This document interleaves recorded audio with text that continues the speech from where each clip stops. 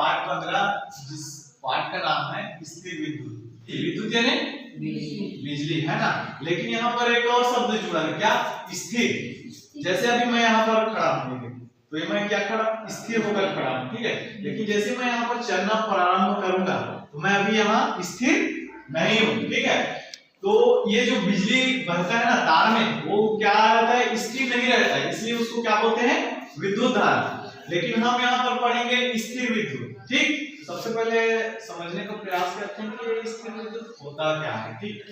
कल हमने थोड़ा बहुत चर्चा किया था, जिसमें आपको पता होगा, है ना, कि कागज के टुकड़े के पास हम पेंसिल अगर रगड़ के लाएं तो क्या होता है? वो थोड़ा थोड़ा आकर्षित करने लगता है। चलिए एक बार और देखते हैं उसको, ठीक है।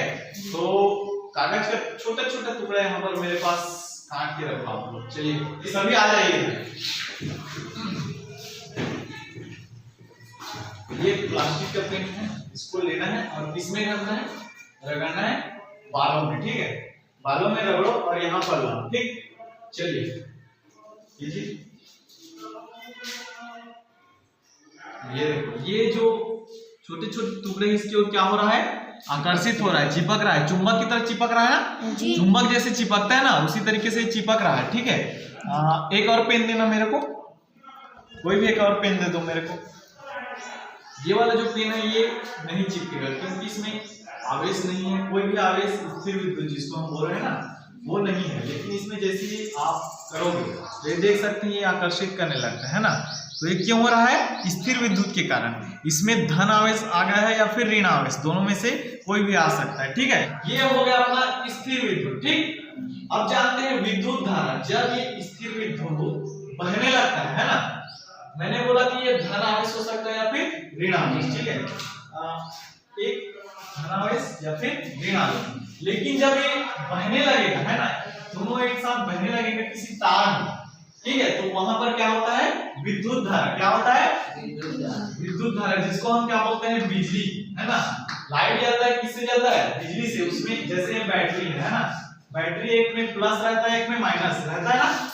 अब इसको दो तारों को ऐसे आपस में जोड़ देते हैं ना, यहाँ पर हम एक बल्ब लगाते हैं, तो क्या होता है कि प्लस जो चार्ज होते हैं इधर गति करने लगता है ना, जिसके कारण ये जो है विद्युत धारा बहने लगता है और इसी कारण ये लाइट जलने लगता है। लेकिन स्थिर विद्युत में नहीं, ऐसा कुछ भी नहीं होता। इसमें केवल एक आवेश रहता है, धन या फिर ऋण, है ना।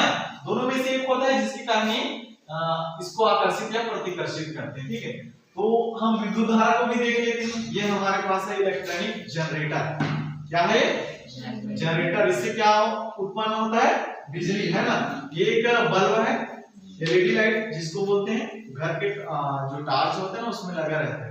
अब मैं इसको प्लस के साथ जोड़ देता हूँ, है ना। मैंने बोला ना अभी धन आवेश, तो ये वही है ना। इसमें धन आवेश यानी कि ये धनात्मक है, इसमें इसको प्लस चार्ज है अंग्रेजी में, ठीक है। और ये माइनस चार्ज, ठीक है। इसको एक पकड़ो, ऐसे पकड़ो। अब देखो मैंने कनेक्शन कर लिया, ठीक है। अब मैं इस जनरेटर को घुमाऊंगा, ठीक है। तो यहाँ से जो है धारा जो है बहने लगेगी, ठीक है। ये देखो लाइट जल रहा है, लाइट जल रहा है ना।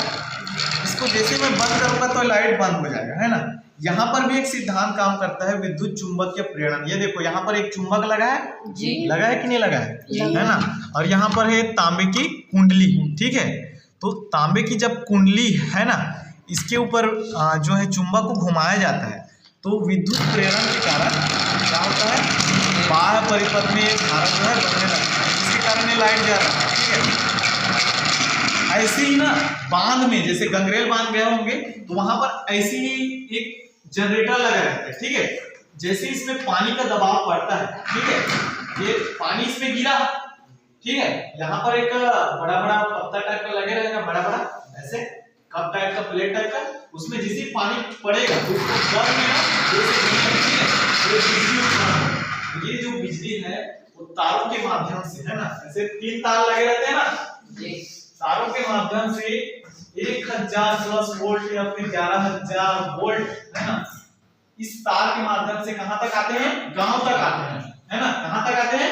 गांव तक। लेकिन गांव में आप देखोगे ट्रांसफार्मर लगा रहता है कि नहीं? ट्रांसफार्मर हर गांव में लगा रहता है। वो क्यों लगा रहता है? ताकि जो 1000 वोल्ट है ना, इसको कितना किया जा सके 220 वोल्ट। जो ये करंट आ रहा है इधर, है ना, हमारे स्कूल में लाइट जल रहा है, कितने वोल्ट आता है इसमें 220। अगर 1000 वोल्ट आता तो लाइट क्या हो जाता, जल जाता, है ना। इसीलिए ट्रांसफार्मर के माध्यम से इसको 220 वोल्ट किया जाता है ना। तो उसमें काम कौन करता है, ये जनरेटर करता है ना, जनरेटर करता है। देखो ये स्थिर विद्युत है, जब ये बहेगा तो विद्युत धारा बनेगा, है ना। और इसी विद्युत धारा को उपयोग आप कहां कर रहे हैं, लाइट है, टीवी है, क्या क्या चलाते हैं बिजली से, चलो बताओ। और रेडियो और बोर्ड और पंखा और कूलर और टीवी तो हो गया, और बोर्ड, हाँ, और याद करो गाड़ी, और गाड़ी में भी लगता है ना, बैटरी लगता है, ठीक है। बैटरी से आता है डीसी, ठीक है, डीसी धारा। और ये जो 3 तार वाले जो ऊपर बनता है ना जनरेटर, है ना, इससे क्या आता है एसी, एसी करंट जिसको बोलते हैं, प्रत्यावर्ती धारा, ठीक है, इसको बोलते हैं निष्ठ धारा। इसको आप लोग आगे की कक्षा में पढ़ोगे, ठीक है।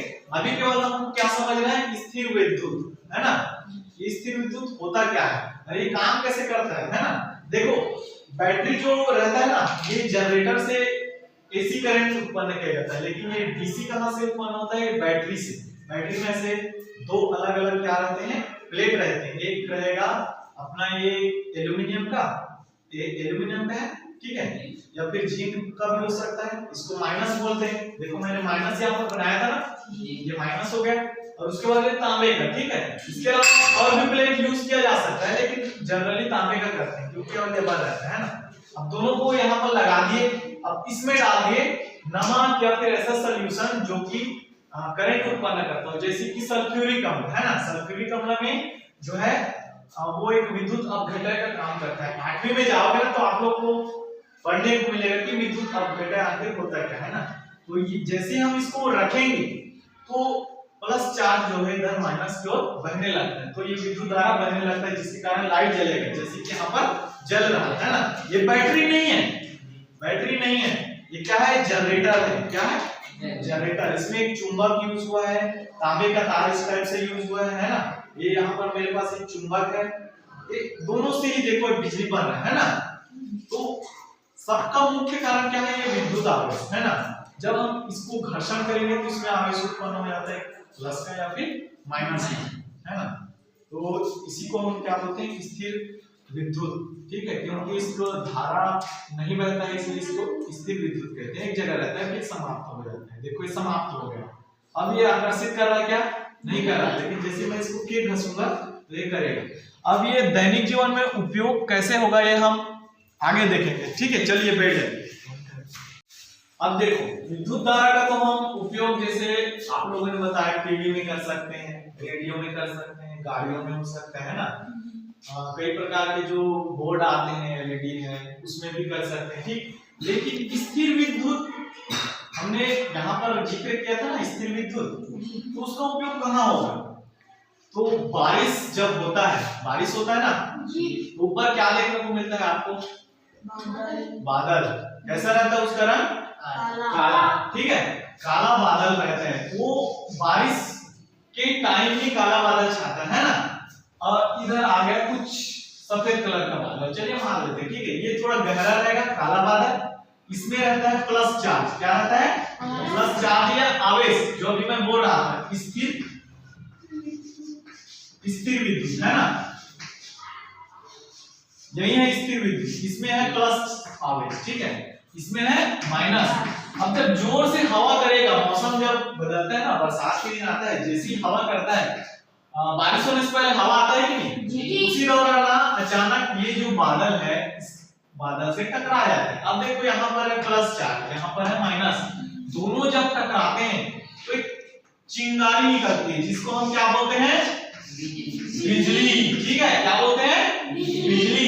अब उसी के साथ चट की आवाज आती है, लेकिन क्या है, बादल है बहुत बड़ा रहता है, चट की तो आवाज नहीं आएगा, तो क्या आवाज आता है, बादल का गरजना सुने हो ना जी, कितना ज्यादा रहता है उसका, है ना, आवाज जो है, डर जाते हैं कई लोग, ठीक है। तो सबसे पहले ये लाइटनिंग हो गया, यानी कि बिजली सबसे पहले गिरेगा, उसके बाद थोड़ी देर जस्ट बाद जैसी बिजली चमकेगा उसके जस्ट बाद क्या आता है, बादल गरजता है ना।